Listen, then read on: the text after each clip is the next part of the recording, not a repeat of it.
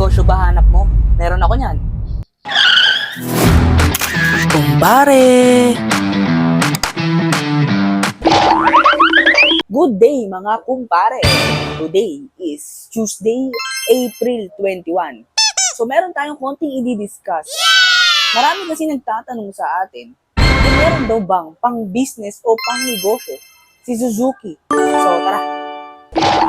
So ayun nga guys, meron tayong pang-pamilya o pang-negosyo. Meron tayong Suzuki Carry Utility Van. Meron siyang unit price na 754,000.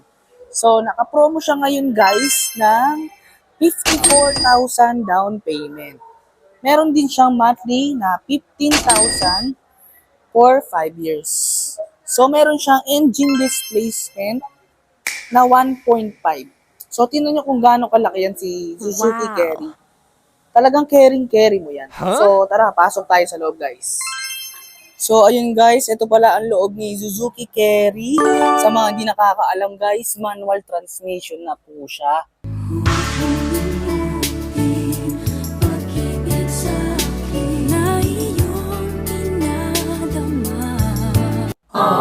Tapos po, andito na rin po ang makina niya. Sa mga hindi po nakakaalam, nandito po sa ilalim ng upuan.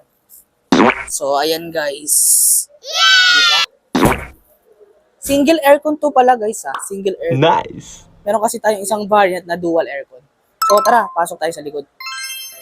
So ayun guys, andito tayo sa likod or sa loob ni Suzuki Carry. So tingnan nyo yung loob guys. Pakita ko sa inyo. Wait lang, ang tigas. Bago kasi guys eh. Brand new.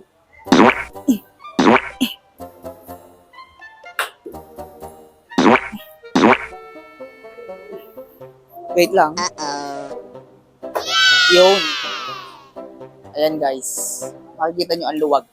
Meron siyang 12 to 15 seaters. O, di ba guys? Ang luwag. Lalo na ikaw. Bagay na bagay sa ito. Mahilig ka pa naman gumala o mag-swimming ng pamilya mo. Oh no! Kaya ang kinagandaan naman dito guys. Ito ang kinagandaan niya. Pag tiniklop mo to guys, di ba yung iba may tambol dito? Huh? Diba? Sa may gulong, yung ganon. So, ayun guys, pag naglagay ka dito ng mga plywood, itlog, kung ano-ano pa pang business. Kaya pag inangat mo to lahat guys, sobrang luwag. Yun lang guys, walang iba. Sino pa ba ang hanapin nyo? O ikaw, gusto mo rin yan? Marami ako nyan. Marami akong stock nyan. Kahit ilan pa kunin mo. Ikaw na lang iniintay.